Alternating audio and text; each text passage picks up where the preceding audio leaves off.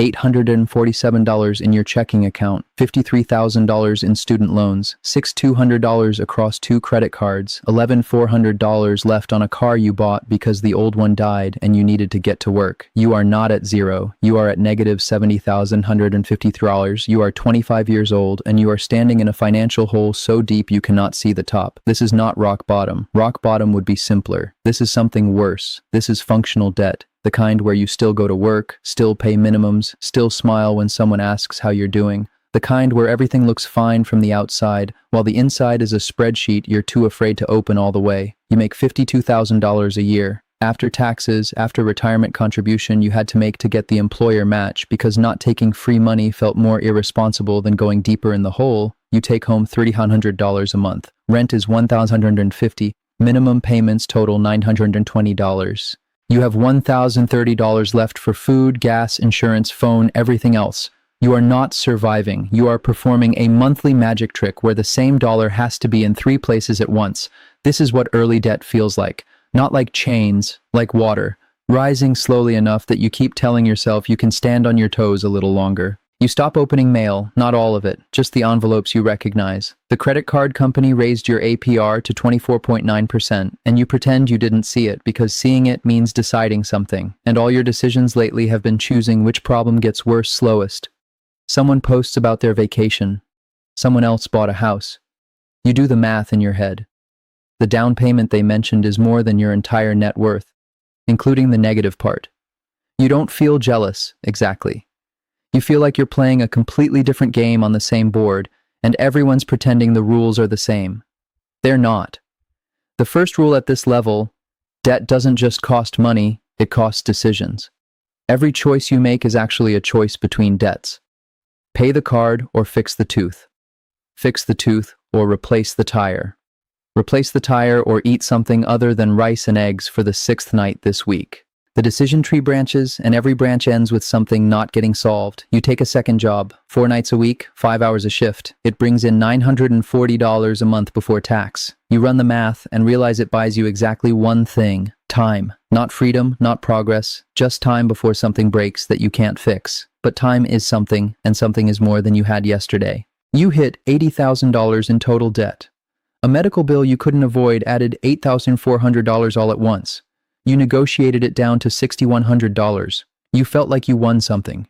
Then you realized you won a different debt at a different interest rate that still has to be paid, and the winning was just losing with more steps. This is where people start talking about bankruptcy like it's a life raft. You look into it, you spend 4 hours reading about Chapter 7, what it protects, what it doesn't, how long it follows you. You close the laptop, you're not there yet. You don't know where there is, but it's not here, not yet. Something shifts, not motivation, not a windfall. Just a slow hardening of something inside you that decides this will not be the rest of your life. You stop pretending the debt will solve itself. You stop waiting for a raise that might not come or a miracle that doesn't exist. You open a spreadsheet. You list every debt, every interest rate, every minimum, every balance. You look at it until the shame turns into just information. It takes longer than you expected, the shame part. But eventually the numbers are just numbers, and numbers can be put in order, and order means you can make a plan even if the plan takes years. You pay off the smallest card, $1, $100.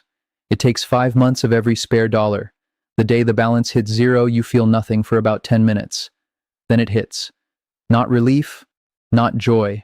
Proof. Proof that the thing can be moved.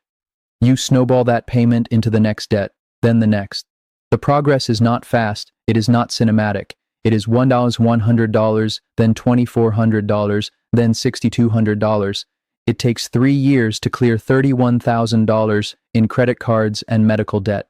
3 years of no trips, no restaurants you don't feel guilty in, no new clothes unless something rips.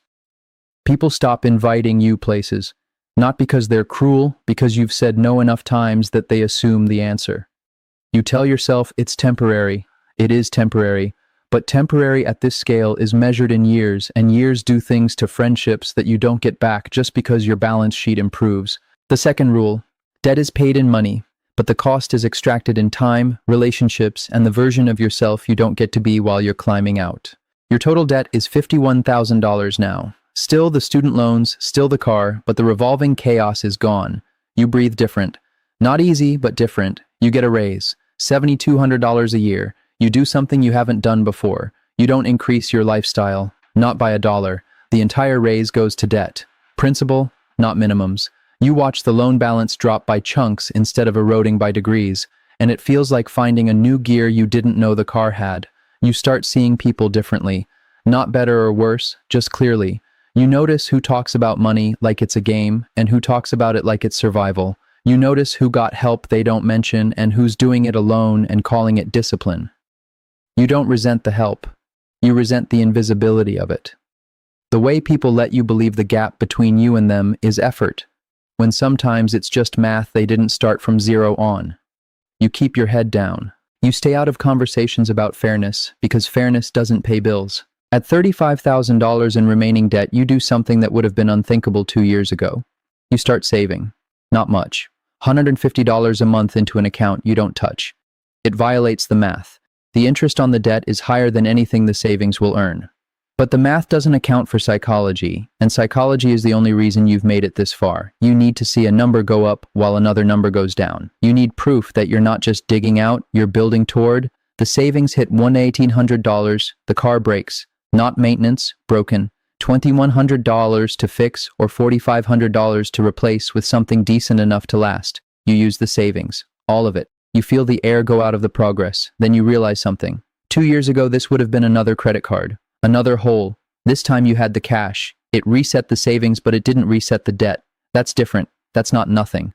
You cross into $20,000 total debt remaining. Just student loans now. $387 a month, every month, for 4 more years at the current pace. You run the numbers on paying it faster. If you add $300 a month, you're free in 2 years. You add $300 a month. You're 31 years old. You've been in debt for a decade. You've never known financial adulthood without it. The month you make the final payment, you take a screenshot. You text it to one person, the only person who knows what the last 6 years actually looked like. They send back 2 words, you're out. You stare at the message. You're out. You didn't realize how much of your identity was tied to being someone who owed until you stopped being that person. The relief lasts 3 days. Then a different feeling arrives. You're at zero. Actually zero. No debt. No savings beyond $4,000. You're 32.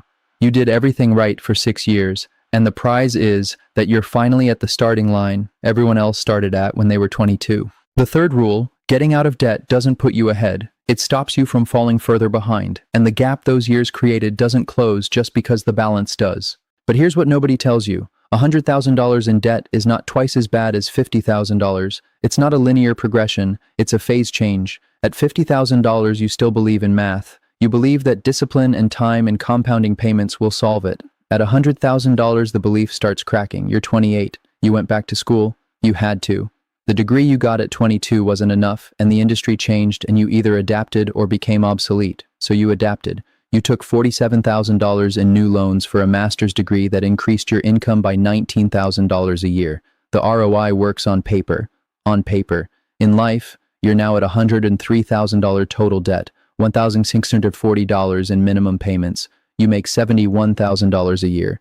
You rent a 1-bedroom with a roommate in a 2-bedroom because rent alone would be $1,850, and that doesn't leave enough for the debt and food, and you've learned exactly how little you can live on when you have to. You start to understand something about debt at 6 figures. It has gravity. It pulls other things into it. You can't move cities for a better job because moving costs $4,000 you don't have.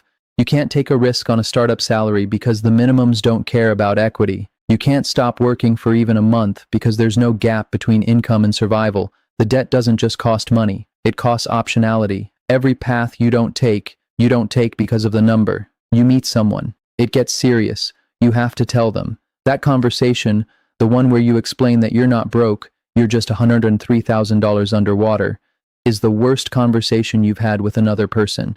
Not because they judge you. Because you hear yourself explaining it out loud and you realize how completely it defines the next decade of your life. They stay. You don't know if you would have. You throw everything at it. Every bonus, every tax refund, every birthday check from a relative who doesn't know the size of the hole. 3 years pass. The number is $71,000. You paid off $32,000 in 3 years and it barely moved the horizon. You're not losing hope. Hope isn't the right word anymore. You're losing belief in the proportion. That effort should match result. It doesn't. Not here. At $150,000 in debt, the psychology breaks differently. You're 35. You consolidated some loans, refinanced others. The interest rates are better, but the total balance grew because you had to defer during a 6-month gap between jobs. And deferment doesn't mean the interest stops. It means it capitalizes. It means $4,900 in interest became principal, and now you owe interest on the interest. You're making $89,000 a year. You're doing fine by most measures. You're drowning by yours. This is the level where people start lying, not about having debt, about how much. You tell people you have student loans, you don't tell them the number. The number makes it a different conversation. It makes you someone who made bad decisions instead of someone navigating a system. You're both. Everyone at this level is both. You think about running, not literally, financially. What if you just stopped paying? Let it default. Let it chase you. You research it. You learn that student loans don't discharge in bankruptcy, they don't disappear, they garnish wages, they take tax refunds, they wait. The system is patient, more patient than you, so you pay. The fourth rule. At a certain threshold, debt stops being a mistake you fix and starts being a reality you manage, and management is just another word for surrender with a payment plan. You hit $200,000. How? A crisis. Not your fault. Not avoidable. A family member needs help. Major help. The kind where if you don't step in, something irreversible happens. You take $40,000 in personal loans at 11% interest. You do it because the alternative is unthinkable. You don't regret it. You also don't pretend it didn't cost you 5 more years. The weight is different now. It's not anxiety. Anxiety eventually peaks. This is resignation. You will be paying this for the rest of your working life, maybe longer. The math says you'll be 61 when the last payment clears if you stay on the current trajectory. You're 37 now, 24 more years. You run scenarios. If you add $500 a month, 18 years. If you add $1,000 a month, 13 years. You don't have $1,000 a month, you barely have $500.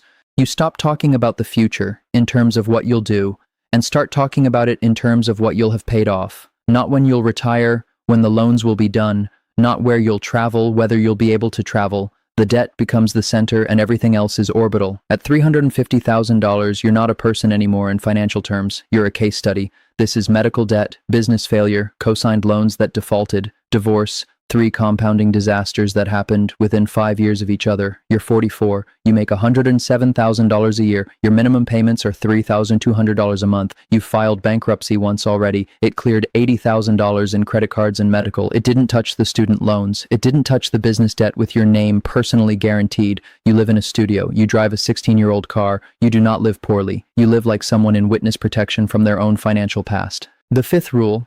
Past a certain point, debt isn't about money anymore, it's about identity, and the question isn't how you pay it, it's who you become while carrying it. At $650,000 in debt, it's not personal finance anymore, it's structural. Bad investment in real estate right before the market collapsed, loans against the properties, a business that failed, but the SBA loan didn't fail with it. You're 52. You'll never pay this off, not with income. The only exit is asset liquidation, settlement, or death. You take settlement. 43 cents on the dollar, it costs you everything you built and you still owe $280,000 after. You start over, not from zero. From negative $280,000 at 52 years old. There's no inspiration here, no lesson about resilience, just the reality that some holes are deep enough that climbing out isn't the option. Forward is the option. You move forward with the weight. $1 million in debt is not real in the way small numbers are real. It's catastrophic business failure. It's guaranteed loans on a company that imploded. It's fraud by a partner. It's medical debt from an uninsured catastrophic event in a system designed to bankrupt patients.